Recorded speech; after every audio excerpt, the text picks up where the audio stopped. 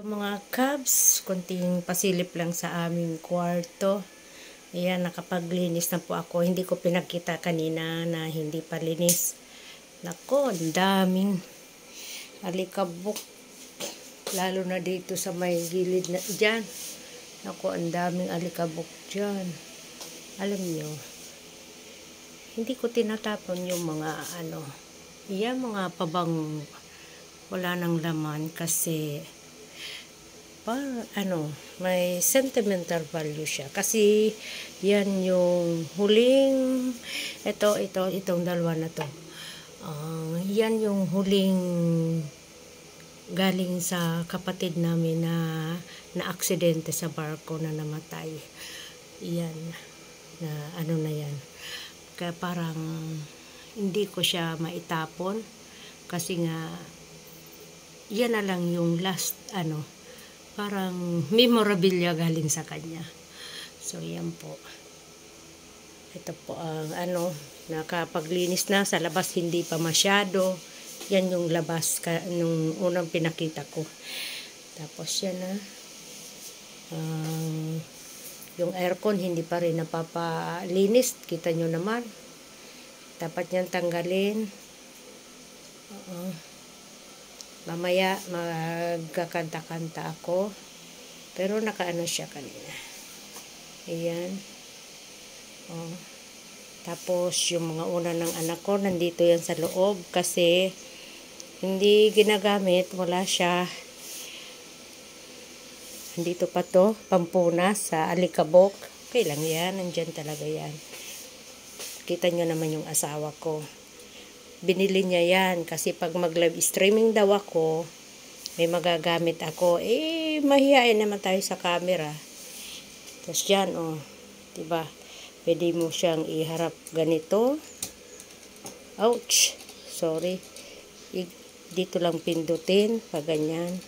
Tapos, pwede rin siyang, pwede rin ito i-adjust. Ganito rin. Pindutin lang. Diba? Yan ang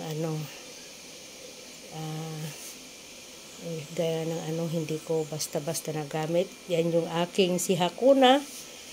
Hakuna, my baby! Hakuna, Hakuna! Hakuna, Hakuna! Stand up! Stand up, Hakuna! Yan. Ito yung aray, naku. Yan, folding yan na foam. Kapag gabi, inaano ko yan. Nilagyan ko nito ng insulation kasi yung lamig. Hindi pa tapos tong bahay namin. Ito lang, maliit lang tong kwarto namin. Anyway, kasya naman yung abot din naman siya dito yung dito. Yan. Pwede nga pag wala ako, balik ako ng Manila, kahit hindi niya na yan ilapag kasi pag isa lang naman siya, pang single bed yan, Tapos yan. Diba? Sa labas, hindi pa muna masyado, yan. Pag sliding. Yan.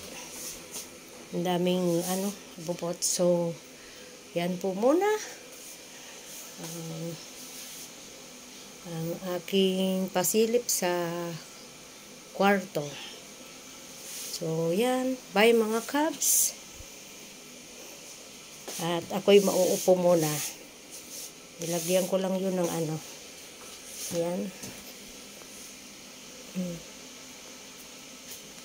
Aray ko, Hakuna. Yung sa labas namin, doon sa sa sala. Inalis ko din yung sofa bed kasi pinatayo ko yung sofa bed.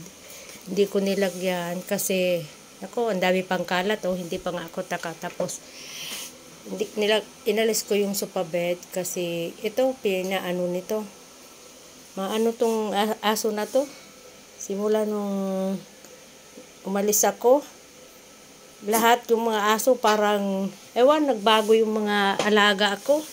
Siguro dahil nawala yung ano nila, nanay nila. So, yan po mga Cubs. Bye! Salamat po sa panunood. Sana nagustuhan nyo ang aking pasilip sa aming kwarto. Yan, di ba? Oh.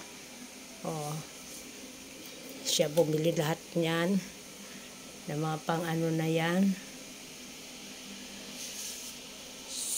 So, yan po. Bye-bye!